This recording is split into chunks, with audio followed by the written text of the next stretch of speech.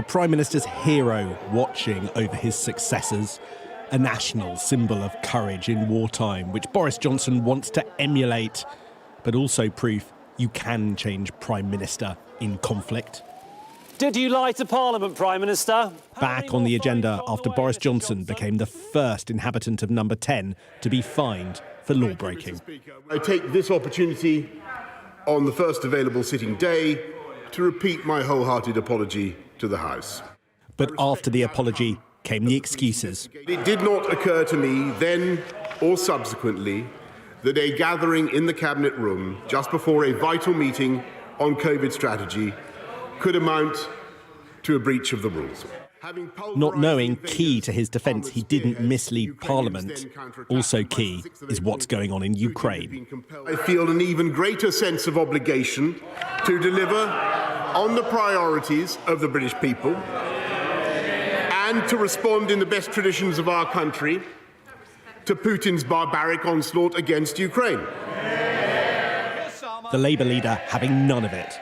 As the latest mealy-mouthed apology stumbles out of one side of his mouth, a new set of deflections and distortions pour from the other. But the damage is already done. The public have made up their mind. They don't believe a word the Prime Minister says.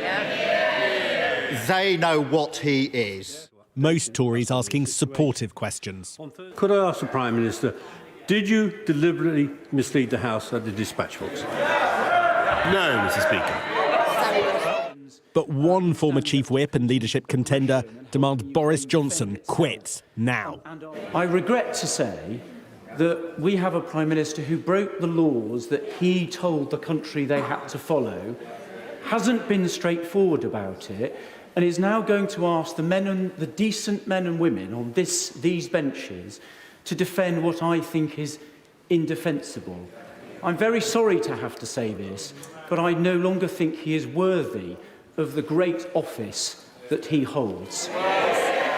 Do you think Boris Johnson lied to Parliament? I don't think he's been straight with Parliament, no. And I said that in my letter to Sir Graham Brady. I think it's difficult to draw any other conclusion.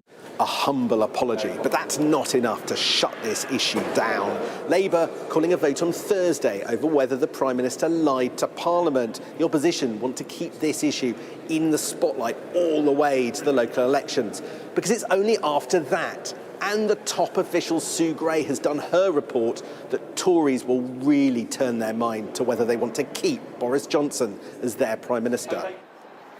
Who to keep in the corridors of power and who to put on Parliament's backbenches, that's the question for MPs. But Winston Churchill believed you never give in, you never yield to force. Can Boris Johnson emulate this? Sam Coates, Sky News, Westminster.